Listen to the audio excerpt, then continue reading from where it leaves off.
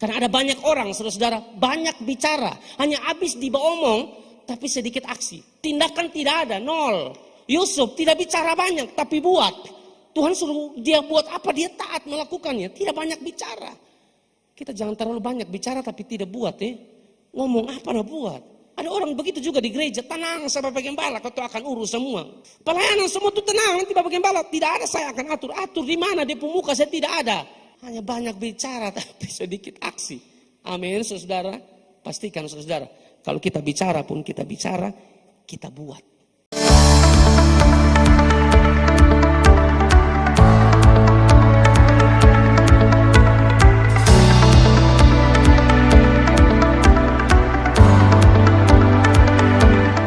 Saudara, belajar tentang Yusuf ini sangat-sangat menarik.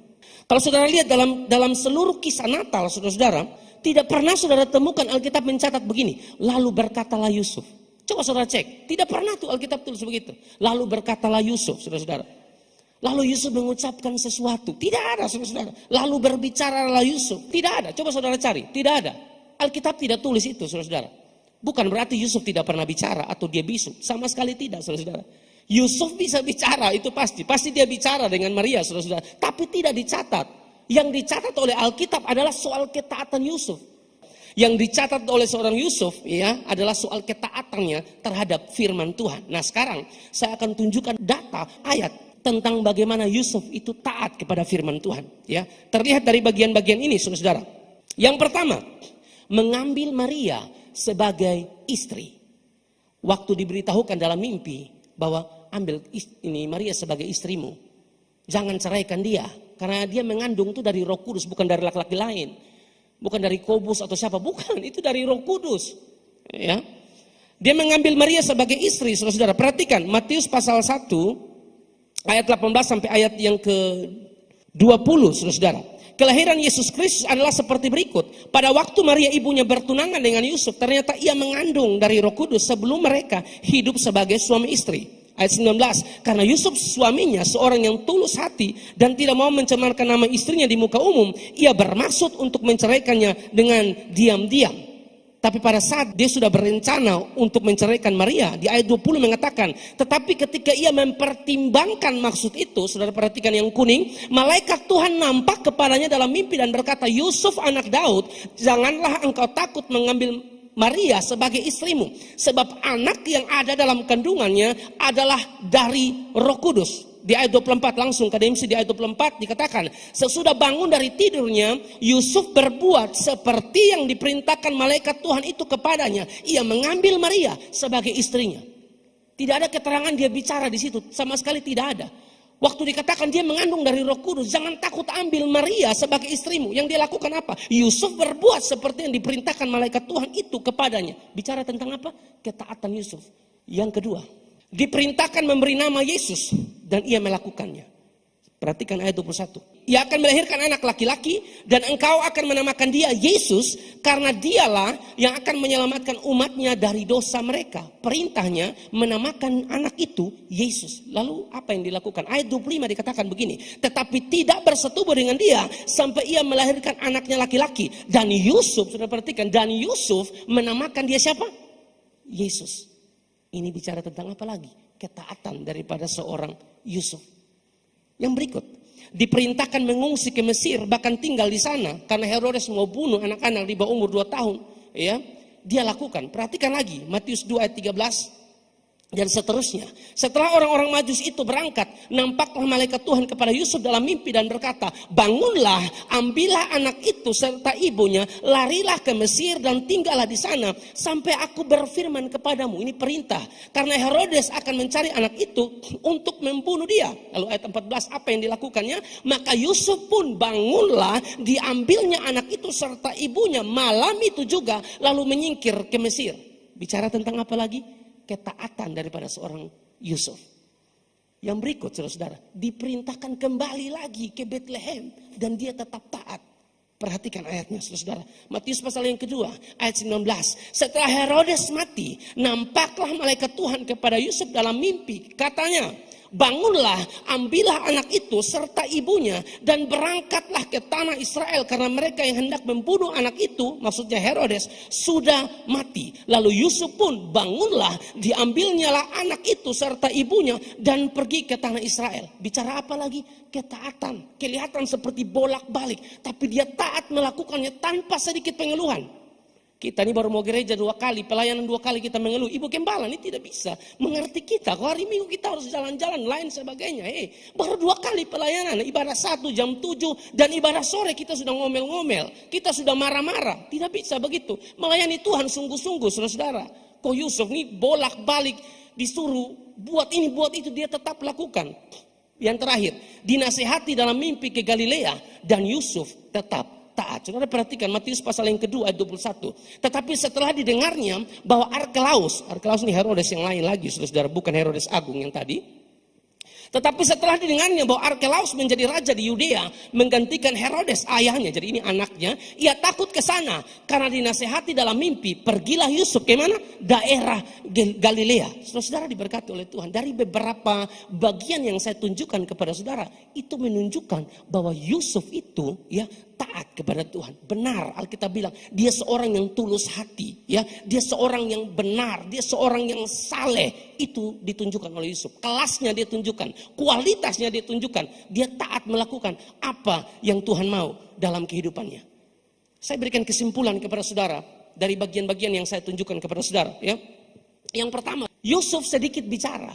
Bahkan kalau kita lihat tidak dituliskan dia ada bicara, tapi saya pakai kalimat ini. Yusuf sedikit bicara, tapi banyak aksi atau tindakan. Ketaatannya dia tunjukkan. Karena ada banyak orang, saudara-saudara, banyak bicara, hanya habis diomong, tapi sedikit aksi. Tindakan tidak ada, nol. Yusuf tidak bicara banyak, tapi buat.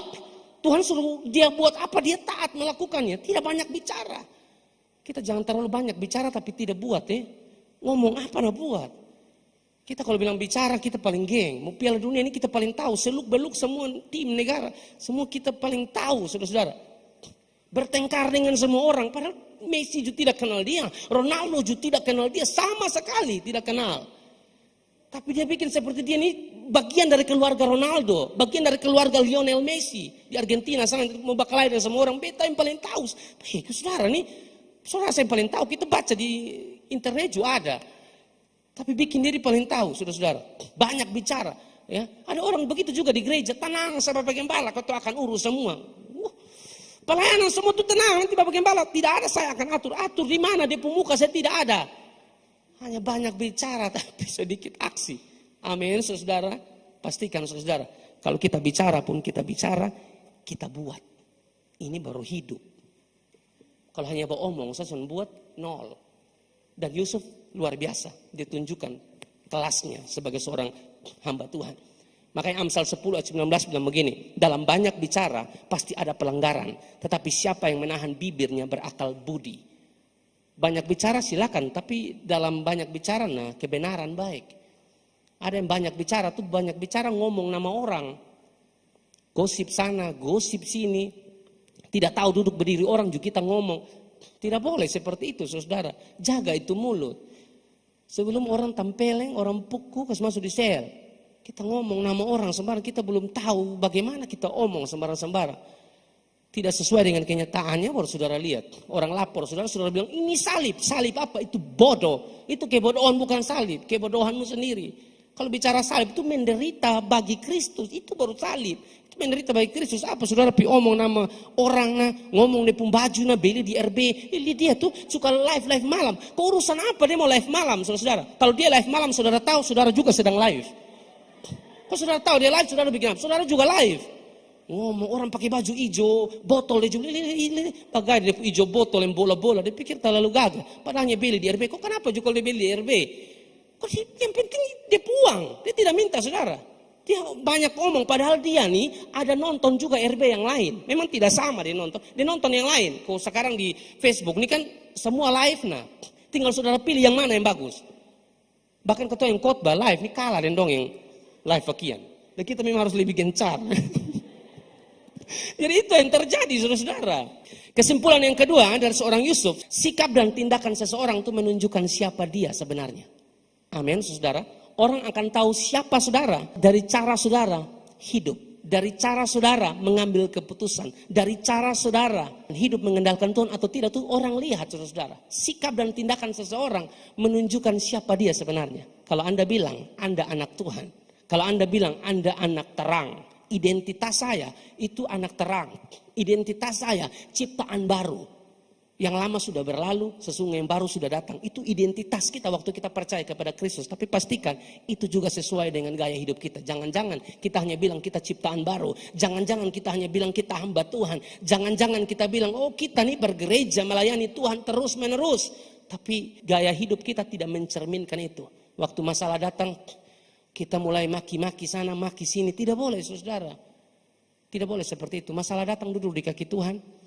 Percayalah Tuhan pasti kuatkan Anda. Amin. Kalau hidupnya saja dia berikan di atas kayu salib, apalagi hanya sekedar dia berikan Anda kekuatan untuk melewati masalah, dia pasti bisa melakukan itu. Dan Yusuf menunjukkan ia seorang hamba Tuhan terlihat dari ketaatannya. Saudara-saudara, apakah kita mengasihi Tuhan?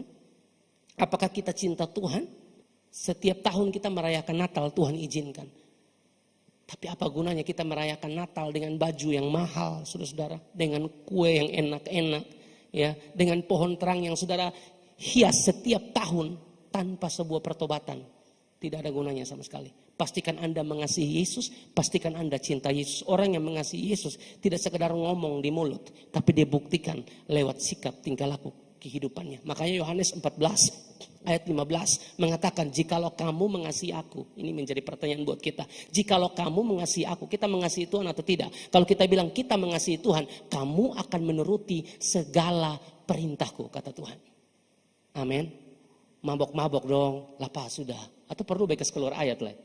Di rumah dong tuh jangan lah. Ini kita ini mau sambut Yesus, saudara. Kita sambut dengan minuman keras bagaimana, saudara-saudara? Makanya tadi saya bilang, toh spirit Herodes itu tidak ada lagi. Tapi spiritnya itu bergentayangan di kehidupan orang-orang yang tidak takut Tuhan. Kehadiran Yesus itu bikin dia terganggu. Kehadiran Yesus nih, kita tidak bisa taruh minuman keras di rumah. Rasa terganggu. Kita sudah tidak bisa selingkuh. Kehadiran Yesus bikin terganggu kita. Tidak boleh seperti itu. Kehadiran Yesus harus memberi sukacita dan sejahtera. Pengharapan baru bagi kita. Amin, saudara. Yesaya 5 ayat 11, Yesaya 5 ayat 22 itu tentang mabuk. Saudara catat. Berhenti sudah ya. Nanti takutnya saudara minum terlalu banyak dari satu saudara, saudara yang lain. Nah, pulang saudara tidak tahu mana istri, mana pembantu. Kasihan saudara. Saudara tidak tahu mana anakmu, mana anak orang. Yohanes 14 ayat 21. Barang siapa memegang perintahku dan melakukannya, apa di situ? Dialah yang mengasihi aku. Saya suka bagian ini saudara ya. Barang siapa memegang perintahku, tidak hanya sekedar pegang perintah Tuhan, tapi melakukannya, saudara-saudara, dialah yang mengasihi aku. Jadi kalau kita bilang kita mengasihi Tuhan, ya saudara-saudara, pegang perintah Tuhan dan lakukan. Dan barang siapa mengasihi aku, ia akan dikasihi oleh Bapakku. Kita dikasihi oleh Bapa dan aku pun mengasihi dia dan akan menyatakan diriku kepadanya. Saudara lihat kalimat ini. Ia akan dikasihi oleh Bapakku dan aku pun mengasihi dia. Bapa dan Yesus itu dua pribadi yang berbeda. Ya saudara-saudara. Jangan saudara bilang, oh Bapa itu Yesus, Yesus itu Bapa. Bukan saudara-saudara, Tritunggal. Kalau saudara tahu paham tentang Tritunggal, Bapa, Anak, Roh Kudus itu sederajat, sehakikat, tidak ada yang lebih besar, tidak ada yang lebih kecil saudara-saudara. Dan Alkitab bilang saudara-saudara bahwa Bapa mengasihi kita, Yesus mengasihi kita. Saudara, kalau ini dua pribadi ada dalam hidup kita, saya mau tanya, siapa yang mau lawan kita, saudara-saudara? Amin. Makanya jangan takut dalam menjalani ini hidup, saudara-saudara. Apalagi mereka bilang tahun 2023, tahun kesusahan. Saudara dengar baik-baik. Bapa mengasihi kita, Yesus mengasihi kita. Adakah alasan bagi saya dan saudara untuk takut menjalani hidup ini? Tidak perlu takut. Alkitab bilang jangan khawatir. Jangan khawatir dalam hidup, saudara-saudara. Burung di udara saja Tuhan pelihara. Apalagi saya dan saudara. Kesimpulan akhir. Teladanilah sikap Yusuf, ketulusan hati dan ketaatannya menunjukkan siapa Yusuf sebenarnya. Pastikan kehidupan kita pun menunjukkan siapa kita sebenarnya. Kita bangkit berdiri bersama-sama saudara-saudara. Dan saya ingin kita baca satu bagian firman Tuhan ini. Matius pasal yang kelima ayat 16 dengan suara yang keras saudara-saudara. Ya, pastikan kita keluar dari tempat ini. Kita menjadi orang-orang yang bersinar ya, menunjukkan bahwa kita mengasihi Tuhan sehingga nama Tuhan dipuji, dipermuliakan. Dalam hitungan yang ketiga, 1, 2, dan 3. Demikianlah hendaknya terangmu bercahaya di depan orang, supaya mereka melihat perbuatanmu yang baik dan memuliakan Bapamu yang di sorga. Kasih tepuk tangan yang meriah buat Tuhan kita Yesus Kristus.